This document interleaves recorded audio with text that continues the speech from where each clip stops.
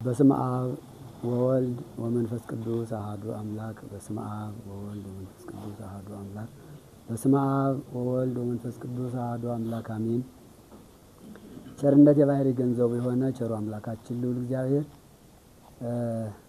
በሰማይም በምድርም ከሰማይ በላይና ከምድር በታች ያሉትን ፍጥረታት ሁሉ ፈጥሮ የሚገዛ የሚመግብ እሱ በፈቀደው ጊዜ በፈቀደው ሰዓት በፈቀደው ቦታ የሚያኖር ክረምቱንና በጋውን እያፈራረቀ መዓልቱና ሌሊቱን እንዲሁ ጨለማውንና ብርሃኑን እያፈራረቀ የሚያኖረን አምላካችን እግዚአብሔር ከዚህ ሰዓትና ከዚህ ዕለት ደርሰን በዛሬው ዕለት እንድንገናኝ እንድንሰባሰብ ስለፈቀደ ስሙ ለዘላለም የተመሰገነ ይሁን። እመቤታችን አማላጃችን እናታችን የሁላችን መመኪያ የመላእክትም እንዲሁ እህታቸው በምንሄድበት ሁሉ የማትለየን በፊትም በኋላ ስንቅ ቢያልቅብን ስንቅ የምትሆነን ልብስ ቢያልቅብንም የምታለብሰን እሷ ናትና እሷም እግዚአብሔር ለእናትነት ስለመረጣት በሰጣት ጸጋና ክብር ስሟ የተመሰገነ ይሁንልን። ቅዱስ መስቀሉም ዓለሙን ያዳነበት ደሙን ያፈሰሰበት ነውና ለክቡር መስቀሉም ስግደት እና ክብሮት ይድረስ። የተከበራችሁ የተወደዳችሁ የጎንደር ታላቂቱ ጥንታዊትና ታሪካዊት ጎንደር የጎንደር ሊቃውንት የጎንደር የገዳማት የአድባራት አስተዳዳሪዎች ከክቡር አራታይና አባ ገብረ ማርያም ቆሞስ አባ ገብረ ማርያም ከክቡር መጋቤ ኃይላፍ ክቡር ጥላሁን ከአድባራት አስተዳዳሪዎች ከክቡር መላከ ኃይል ጀምሮ ሌሎችም የአብነት መምህራን የድጓ ያቋቋም የዝማሬ መዋሥዕት የቅዳሴ የቅኔ የጸዋትወ ዜማ የትርጓሜ መጻሕፍት መምህራን የጉባኤ ቤቱ አባላት አባቶችና ወንድሞች የሰበካ ጉባኤው አባላት የቤተ ክርስቲያኑ አገልጋይ አባቶች ካህናት ምእመናንና ምእመናት የሰንበት ትምህርት ቤት አባላት መዘምራን ወንድሞቻችን እህቶቻችን ልጆቻችን ለእናንተም እንደሚገባችሁ አንድ አምላክ በሚሆን በአብ በወልድ በመንፈስ ቅዱስ ስም እንደምን ዋላችሁ? እንደምን ሰነበታችሁ?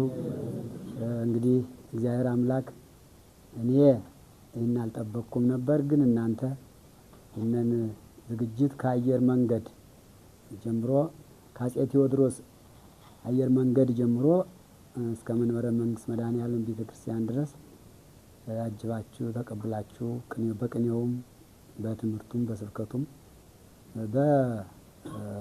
በዝማሬውም ያደረጋችሁት አቀባበል ለእኔ አይደለም ለጉባኤ ቤቱ ባለቤት ለሱ ስለሆነ መድኃኔዓለም ክብሩን ያድላችሁ። አሐተ ሰአልክዎ ለእግዚአብሔር ወኪያሃ አሐስስ ይላል ነቢዩ ዳዊት በመዝሙሩ። እግዚአብሔርን አንዲት ነገር ለመንኩት እሷንም እፈልጋለሁ እሻለሁ እና ከመህድር ቤቶ ለእግዚአብሔር በኩሉ መዋዕለ ለሕይወቴ ባለ በዘመኔ ሁሉ በእግዚአብሔር ቤት እኖር ዘንድ ወከመ እጸመድ ውስተ ቤተ መቅደሱ በቤተ መቅደሱ ማገለግል ዘንድ እግዚአብሔርን አንዲት ነገር ጠየቅኩት ለመንኩት ይላልና እግዚአብሔር የጠየቁትን የለመኑትን እንደሚያደርግ አባቶቻችን ነቢያት አባቶቻችን ሐዋርያት ከልባቸው ያምናሉ። ነቢዩም በዚህ የተነሳ ነው አንዲት ነገር ለመንኩት እንደሚያደርግልኝም አምናለሁ ያለ። እግዚአብሔር የተጠየቀውን ነገር ሁሉ ስለሚያደርግ ነው።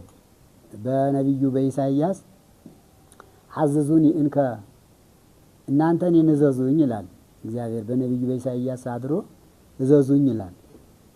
እንዲህ እግዚአብሔር ትሕትናውን ሲገልጥ እኔን እዘዙኝ ሲል ጠይቁኝ ይህን አድርግልን በሉኝ አደርግላችኋለሁ ብሎ ራሱ እግዚአብሔር ትርቱ እንደሚያደርግ በነቢያት አናግሯል። ስለዚህ እኔ አሁን አንዲት ነገር ለምኜው ነበር፣ ባጭሩ ነው።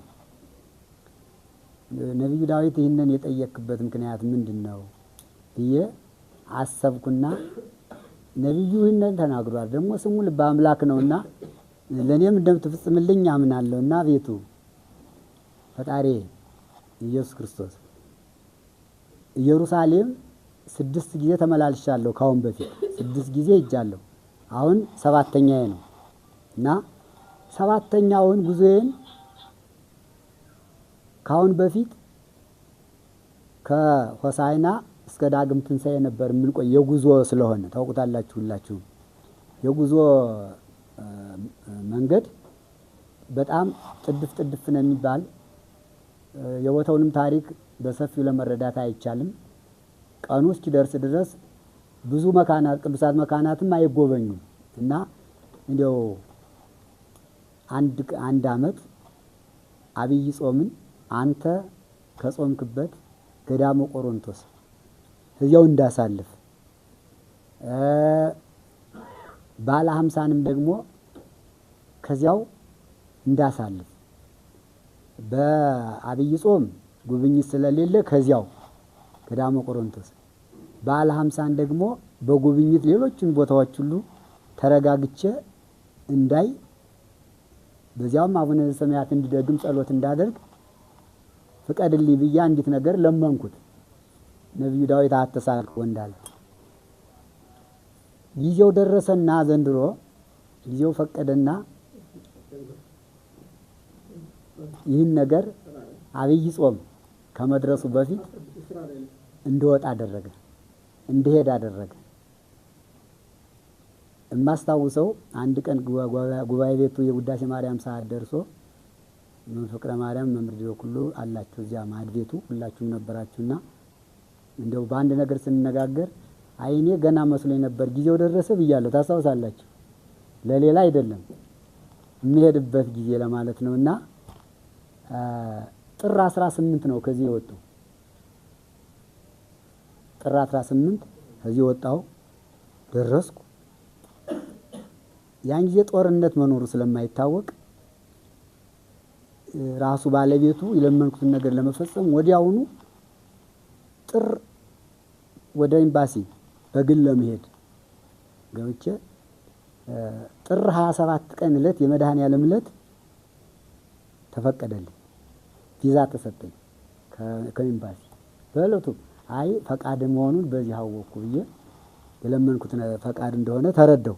ወዲያውኑ የካቲት 6 ለ7 አጥቢያ ቅዳሜ 7 ስላሴ ነበሩና ሌሊት በረርኩ ብቻዬን። አሁን ቱሪስቱ ሁሉ ለትንሣኤ የሚሄደው ሁሉ ገና ነው፣ አልጠየቀም። ተመስገን ብዬ የካቲት 7 እዚያ ገባሁ። የካቲት 9 አብይ ጾም ገባ። ዘወረደን እስከ ቅድስት ድረስ እዚያው ኢየሩሳሌም ጎልጎታ ቀራንዮ ቆየሁኝ። እዚያው የቅድስት ዋዜማ የሚገርም ነገር ነው። ቆሮንቶስ ሄድኩኝ። እሱም የገባ የቅድስት ነው 40 ቀን ማለት ነው። እና እዚያ ያለው አባቶች ብርዱን አትችለውም፣ ረሃቡን አትችለውም። ገዳመ ቆሮንቶስ ሙቀትም አለው፣ ይፈራረቃል። እንደው በተማጸኑኝ እዚሁ አሳልፈኛ ጋር አሉኝ። አይ በውስጥ የመጣሁበት ስለሆነ ብዬ ሄድኩኝ። ዝም ያ የሚገርመው ነገር የካቲት 16 ሰኞ አስታውሳለሁ። እዚያ ገብቼ በ21 ጦርነቱ ተጀመረ። ቅዳሜ የካቲት 21 ቀን ጦርነት ተጀመረ። መንገድ ተዘጋጋ፣ ሁሉም ቆመ፣ አየርም ተዘጋ፣ ምናምን ተዘጋ። እኔ ግን ኢያሪኮ ገብቻለሁ። እንግዲህ ታውቁታላችሁ፣ ገዳመ ቆሮንቶስ ገብቻለሁ። ወዲህ ማለት አይቻልም። ወደ ኢየሩሳሌም መሄድም አይቻልም። ዮርዳኖስም መሄድ አይቻልም። አንድ ቀን በ21 ገብቼ ረቡን በ9 ገብቼ ረቡን ከኢየሩሳሌም መጡ እናቶችና ተሳልመው ዮርዳኖስ ሄዳል አሉኝ። አልሄድኩም አልኳቸው። እንሂድ ብለው ዘውኝ ሄዱ። ለካ ያቺ ቀን የመጨረሻ ቀን ናት። ሄጄ ዮርዳኖስ ተጠምቄ ምን ብዬ ተመልሰን እንግዲህ ቅዳሜ እንመጣለን፣ ሁለተኛ እንሄዳለን ብለውኝ ቅዳሜ ተዘጋጋ መንገድ ምን የለ። ከዚያ በኋላ ያው እንደምታዩት እንደምትሰሙት ጦርነቱ ሲጀመር ድምጽ ይሰማል። ወደ ዋሻ ግቡ ይባላል። እኛ ቅዱስ ገብርኤልና ስላሴ ቤተክርስቲያኑ ኢያሪኮ አለ እዚያ ቆና ምን የለ ለኔ በጣም ጥሩ ነው። ጦርነቱን ወድጄዋለሁ። ጦርነት አይወደድም እርግጥ ለኔ ግን ግርግር ምን ያየው ስለሌለ አተሳልከው ጸጥ በቃ በእግሬ ነው ቆሮንቶስ የሚሄድ መኪና የለ ታክሲ የለ። ከዚያ ሲሄድ ተዘግቷል። ከዚያ ጭጅ አበሩ አለኝ ጸልየን ጸሎትን አድርጌ እስከ 6 ሰዓት ቆያለሁ። አካባቢው አረብ ነው ታውቁታላችሁ። የአረቦች ግዛት ነው ያለ። ለስጥሮች ናቸው። ሰላም እያሉ ነው የሚሄዱ። እናሳፍርም ይላሉ። ባለ 40ውን ቀን ምንም ነገር ሳይኖር ኮሽታ ሳይኖር ቅርብ ነው ኢያሪኮና ገዳመ ቆሮንቶስ እየተመላለስኩ 40ውን ቀን እዚያችሁ ጨረስኩ። የኋላ ሆሳዕና ቅድም አራት አይና እንዳሉት 27 ነበር። በ26 ከገዳሙ አባቶች የገዳሙ መኪና አለ ታዘዘልኝና ወደ ኢየሩሳሌም ወደ ቀራንዮ እንድመለስ ተፈቀደ። ተመለስኩኝ። ከዚያ በዓሉን የሆሳዕና እዚያ አከበርኩ። ቅድም እንደተባለው እዚያና እዚያ ያለው አንድ ነው። በዓሉን አከበርነ። የሚፈቀድ 10 ሰው ብቻ ነው። የሚገርመው ነገር እዚያ ጎልጎታ የሆሳዕና ዕለት 10 ሰዎች ብቻ ናቸው።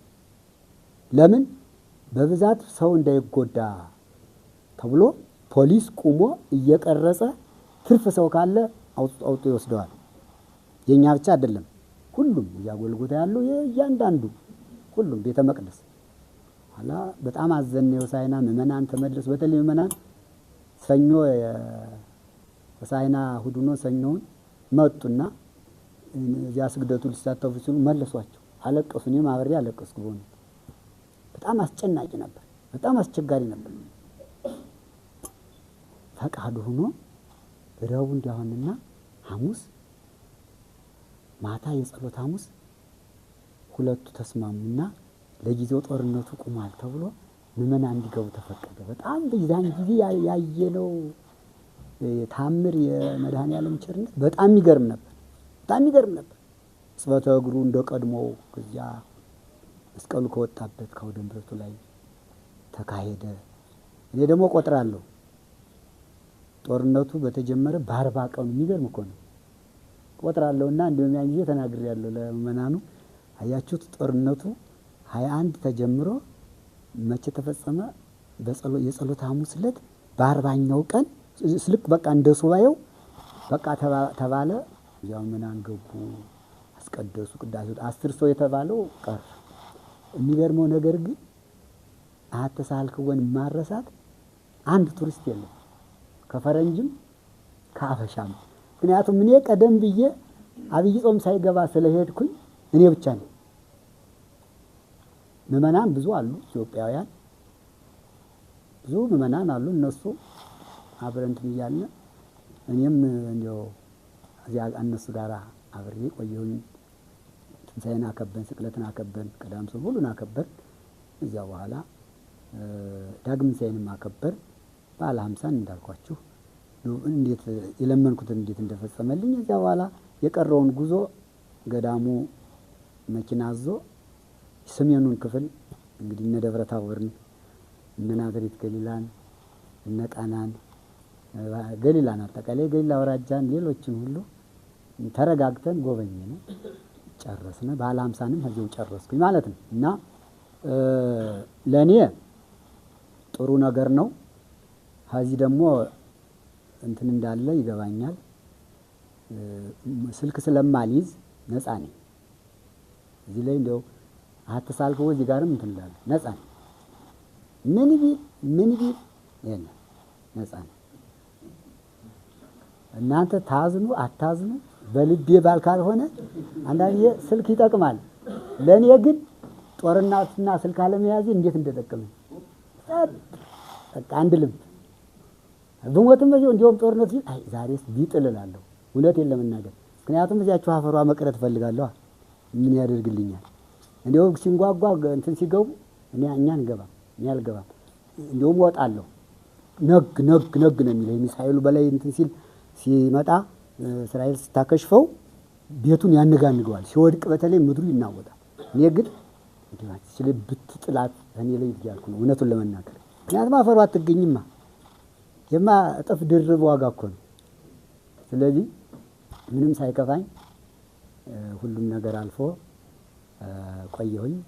እንደ እግዚአብሔር ፈቃድ ያው እንደምታውቁት ነው። አዲስ ነገር የለም። ሁሉ የሱ ስራ ታምሩ እየቀደመ አዲስ ቢሆንም ሁሉም የታወቀ ነውና ለኔ የለመንኩትን አንዲት ነገር ለመንኩት። አንድ አብይ ጾምን እዚያ እንዳሳልፍ ጠየቁት። ባለ 50 እንዳሳልፍ ጠየቁት ፈጽሞልኛልና እንደው እግዚአብሔርን አመስግኑልኝ አንዴ። ሁሉ የሱ ቸርነት ነው። ከዚህም ደግሞ ቅድም እንደተባለው ጉባኤ ቤቱም እንደማይቋረጥ አገልግሎቱም እንደማይቋረጥ ምስጢር ነው። በራሴ ነው። ለማንም አልነገርኩም። ለማንም ለሰበካ ጉባኤም አልተናገርኩም። ለጉባኤ ቤቱም እንደው ለተወሰኑ ምክትሎች ጉባኤውን እንድታካሂዱ ብዬ ነግሬያለሁ። ከዚያ ውጭ ለማንም ምስጢር አልተናገርኩም። ምክንያቱም አንዳንድ ጊዜ የሚገለጥ አለ። ጌታም ብሏል ወሪዶም እንደብር አዘዞም ከመይንግሩ እስከ አመት ይፈጸም በጊዜው ነው ያላቸው። ሁሉ ነገር በጊዜው እስኪፈጸም ድረስ ለማንም አታወሩ ነው ያላቸው ሐዋርያት ጌታ በወንጌሉ። እስከዚያ ድረስ ዝም ጸጥ። አልፎ አልፎ አሉ እዚያ አባቶች እናቶች አሉ። አንዲት ማይስር በተማሪ የሚባሉ በተለይ ደብረናን ሲሄዱ አሉ እናት አሉ። እስኪያ ስልካቸውን የያዙ አንዳንድ መምህር ዘላለም ደወለ አናገር አይ እማይ ዛሬ አንዱን አናገር ነገ አንዱ ሲደውልሳ የማ ሌላ ኮተት ነው።